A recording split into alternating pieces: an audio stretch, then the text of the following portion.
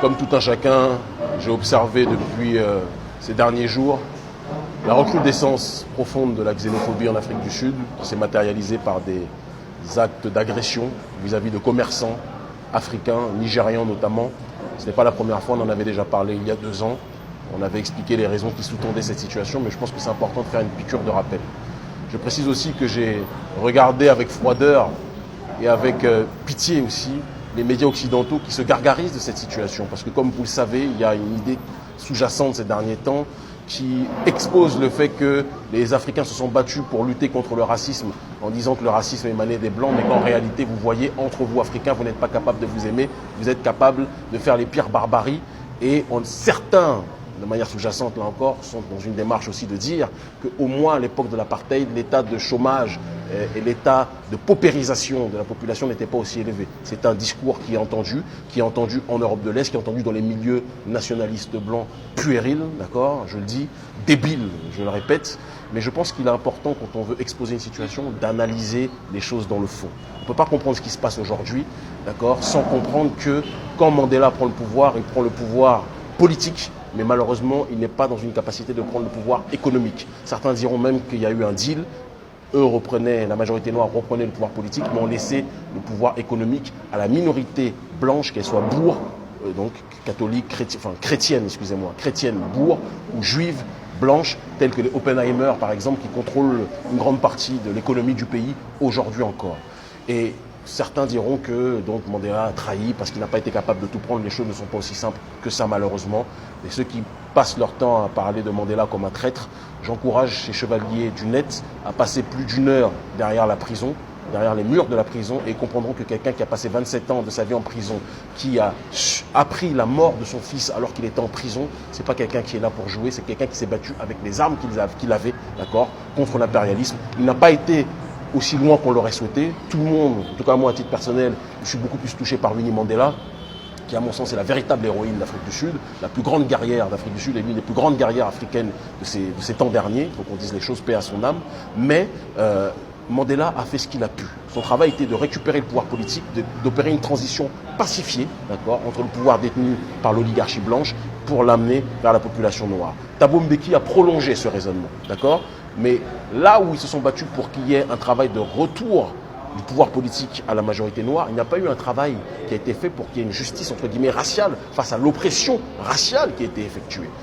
Quand on connaît le temps d'oppression que notre peuple a connu vis-à-vis de la barbarie, et je dis bien la barbarie du pouvoir africaner, du pouvoir de l'apartheid, rappelons une chose, comme le disait Frantz Fanon, quand quelqu'un subit la violence du colonialisme et qu'il n'y a pas de justice qui est effectuée pour que cette violence du colonialisme soit expurgée, soit soignée, soit guérie, vous rendez le patient aliéné, vous le rendez étranger à lui-même et il y aura des comportements en lui qui ne seront pas réglés. Il faut que notre population africaine apprenne à analyser ce qui se passe. Non, analyser ne veut pas dire accepter l'intolérable, mais comprendre ce qui se passe et ne pas hurler avec les loups comme le système occidental le veut, parce qu'ils savent très bien ce qu'ils font.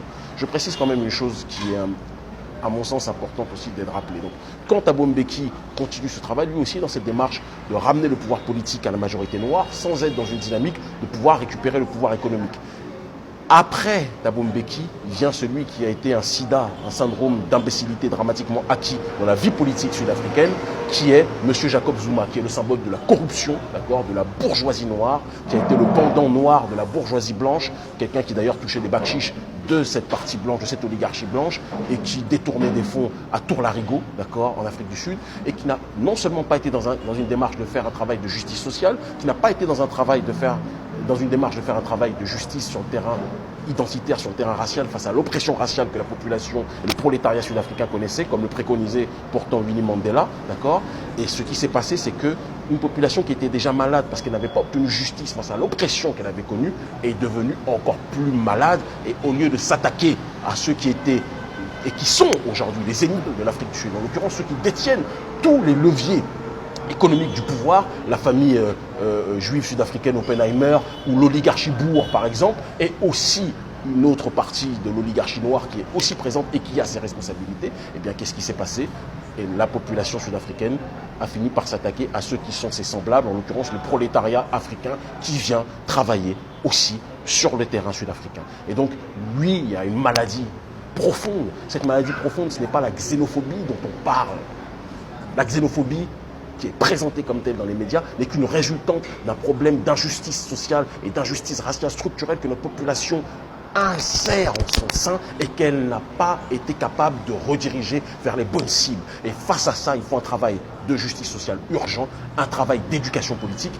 Et quand j'entends des gens naïvement qui nous disent oui, il faut boycotter l'Afrique du Sud parce que ce sont des racistes, oui, parce qu'ils ne sont pas mieux que les Blancs, ça c'est un discours d'abruti politique congénital, je le dis comme je le pense. La problématique n'est pas là, il faut donner la force à ceux qui ont compris les enjeux. Quelqu'un comme Julius Malema est quelqu'un qui doit être soutenu, parce que Julius Malema le dit, il faut ouvrir les frontières aux autres Africains. Que le problème, ce n'est pas les autres Africains, le problème c'est la justice sociale. C'est pour ça qu'il a monté un parti qui s'appelle Economic Freedom Fighter, le parti pour la liberté économique, d'accord. Ce sont les combattants de l'économie et de la liberté économique sur le terrain politique. Ce sont des gens qui sont des activistes, qui sont prêts à tout pour que la population sud-africaine et le prolétariat sud-africain et le prolétariat de manière générale puissent récupérer les richesses qui sont détenues par l'oligarchie blanche. L'oligarchie blanche est très contente de voir des Noirs se tirer les uns contre les autres, de voir des Noirs se tuer, de voir l'Afrique se déchirer autour de cette question, parce qu'elle prouve en faisant cela en rappelant cela que vous voyez, vous avez voulu qu'on ait plus le pouvoir politique, mais regardez, vous n'êtes pas capable de vous tenir vous-même. Certains, d'ailleurs, sont dans une démarche de dire que certaines personnes qui pillent ont été payées aussi. Et ça, c'est pas quelque chose qui est surprenant. On l'a vu sous Sékou Touré, on l'a vu sous différents régimes.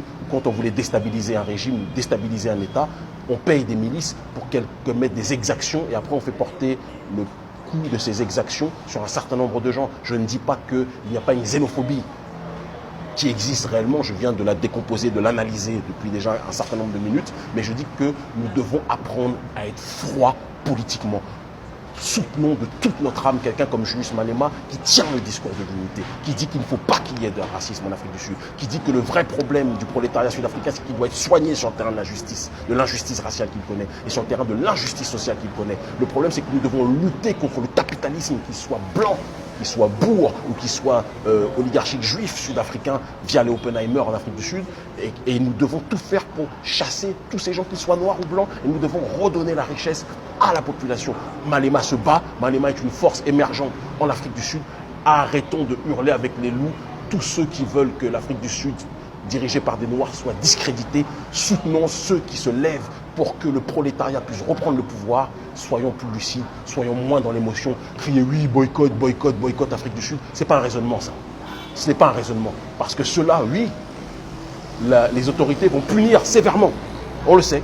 Les criminels qui ont fait ça, il le faut. C'est une nécessité.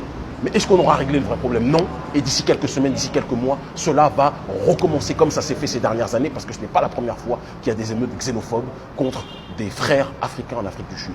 Le vrai problème, c'est l'injustice sociale. Le vrai problème, c'est l'injustice raciale. Le vrai problème, c'est la bourgeoisie noire qui marche en concubinage incestueux avec la bourgeoisie blanche sud-africaine. Le vrai problème, c'est que le prolétariat doit reprendre le pouvoir. Le vrai problème, c'est que Julius Malema n'est pas assez soutenu. C'est lui qu'il faut soutenir. Il a compris qu'il fallait récupérer les terres et exproprier les fermiers blancs. Il a compris qu'il fallait prôner la solidarité entre tous les Africains au sein de l'Afrique du Sud. C'est la voie à suivre en Afrique du Sud. Et je dis à mes frères et sœurs, arrêtez de hurler avec les loups. Arrêtez de hurler avec les masses médias occidentaux qui veulent nous humilier et dire que les Noirs ne sont pas capables de diriger ce pays. Réfléchissons à cette situation. Oui, la bourgeoisie noire est un problème comme la bourgeoisie blanche, mais oui, l'Afrique du Sud appartient aux Africains noirs en priorité et il faut soutenir ceux qui se battent pour cette liberté et cette justice sociale, en l'occurrence Julius Malema. Voilà ma démarche, ma réflexion dessus.